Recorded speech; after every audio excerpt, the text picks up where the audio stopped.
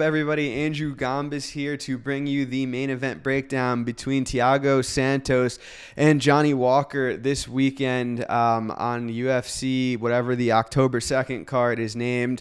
Just a couple housekeeping items really quickly. Really pumped about the weekend I just had with UFC 266, was up like plus 17 units or something like that. Was a really big card for me. And like I tell everyone, not always going to have those kind of crazy numbers, but if you follow me over a long period of time, you will make money. If you want my bets right when I make them, my Patreon is linked in the description. It's only $25 a month. Over a long period of time is a great way to add a supplemental income to your life.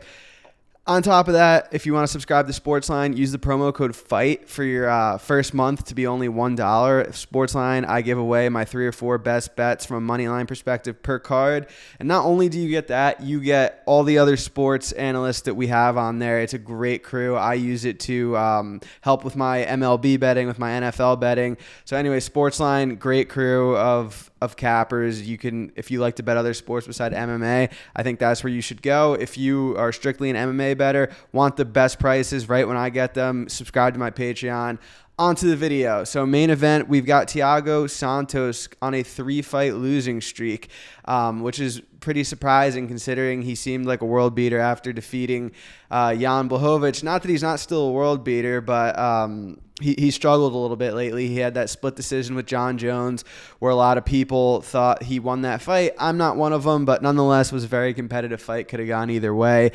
He lost to Glover Teixeira, who is challenging for the belt next month, and he lost to Alexander Rakic in a close fight, which I really thought could have went his way as well. But he needs to break this streak here. At 37 years old, he probably has maybe one last run in him if he could string a couple wins together, but it could be coming to an end pretty quickly if he doesn't. On the other side, you've got Johnny Walker, who's only 29 years old. We all know what we're getting with Johnny Walker.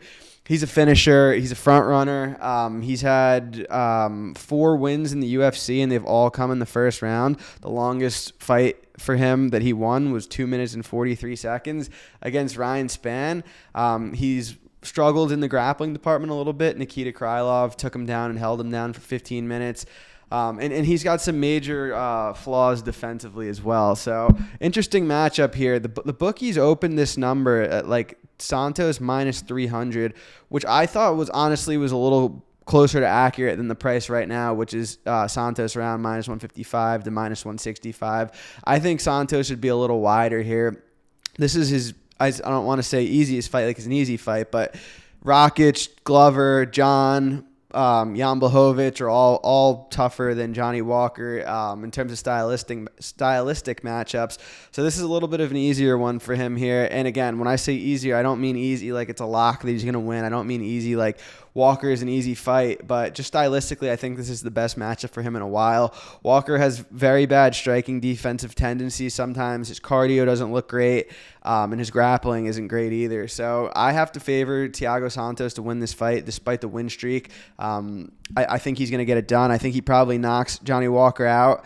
And I recommend playing Santos at this minus 155, minus 160, minus 165 number. I think minus 200 is probably a little bit more accurate, considering the technical advantages, the cardio advantages, the grappling advantages that Santos has.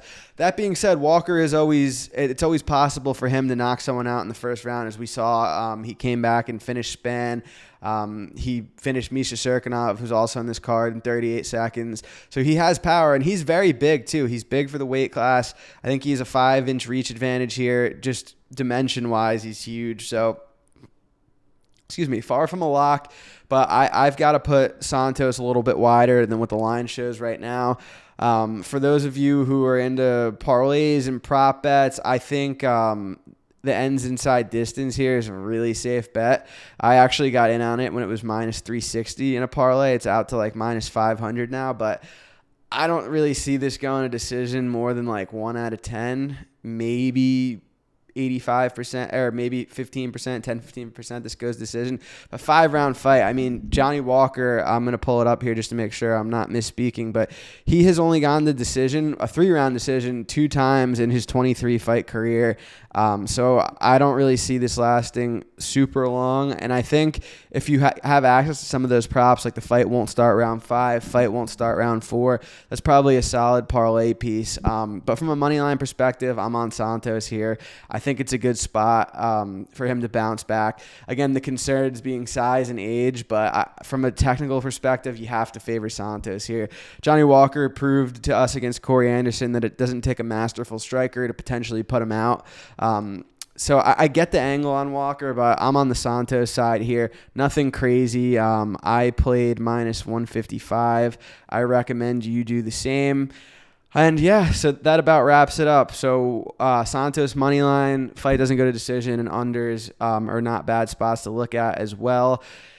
Lastly, I'll recap what I said in the beginning. If you want all access to all my picks, my Patreon is linked in the description. If you enjoyed this video, leave a thumbs up, subscribe. I'd appreciate it a lot. Let me know if there's other kinds of videos you want to see too. I'm putting out a lot of content these days between what I'm doing on my Patreon, Sportsline, and with Sportsline, I do the Early Edge show. I also am potentially starting a podcast with Magic from Twitter, which we might cover a little bit more of the whole card. But my game plan moving forward is to get these breakdowns out early in the week, so that way you guys have access to my first thoughts outside of the people who get my Patreon. So in order, the people who are subscribed to my Patreon, I get my bets first. The people who are subscribed to this channel will get my thoughts on, at the very least, the main event. I'm going to try to do more than the main event, but this channel is more for picking specific fights that I want to talk about. I might have one more this week. I might not, depending on the demand for it. So let me know. And then for Sportsline, my articles usually come out Tuesday or Wednesday. And like I said, that's just running through the card in terms of a little 2-3 sentence analysis, and I have 4 money lines labeled as best bets, and then I do the Early Edge with Jonathan Coachman on Thursday mornings, where I give away some more best bets, and that's on YouTube. You don't need to subscribe to that. And then hopefully starting this podcast with Magic soon. I'm not sure if it's going to be tonight or tomorrow, but we should have that up this week. Thanks for listening this far. I appreciate it. Again, enjoy the fights this weekend. If you agree with my Santos bet, let me know. If you don't, let me know as well. And if you have any suggestions as to more videos you want to see in the future, let me know. But again, appreciate you being here, and have a great weekend and enjoy the fights.